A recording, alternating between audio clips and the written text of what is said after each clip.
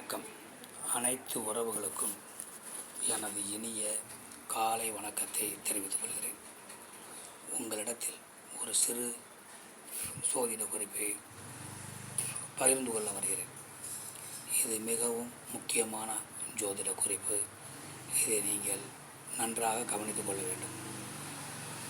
ஒரு ஜாதகத்தில் குரு பகவான் எங்கு இருக்கிறார் என பார்க்க வேண்டும். அந்த குரு பகவானுக்கு சந்திர பகவான் 6ஆம் வீட்டில், 8ஆம் வீட்டில், 12ஆம் வீட்டில், அதாவது மறைவு ஸ்தானங்களில் குரு பகவானுக்கு சந்திர பகவான் மறைவு ஸ்தானங்களில் இருந்தால் அந்த ஜாதகர்கள் பிற்காலத்திற்கு வேண்டியதை சேர்த்து வைத்து கொள்ள வேண்டும். ஏனென்றால் அவர்கள் இருக்கும் பணங்களை செலவழித்துவிட்டு பின்னால் அவர்களுக்கு உதவி செய்ய யாரும் வரமாட்டார்கள்.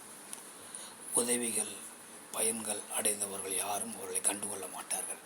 ஆதலால் நாம் இவ்வளவு செய்தோமே, நம்மளை யாரும் பார்க்கவில்லையே என இயங்கக்கூடாது. ஆனால் இப்படி ஒரு அமைப்பு உங்கள் ஜாதகத்தில் இருந்தால் இப்பொழுதே உங்கள் பிற்காலத்திற்கு வேண்டியதை, உங்களுடைய வாழ்க்கைக்கு வேண்டியதை சேமித்து வைத்துக் கொள்ளுங்கள். பிறரை எதிர்பார்க்காதீர்கள். மற்றவற்றை நாம் அடுத்த வீடியோவில் காண்போம். நன்றி, வணக்கம்.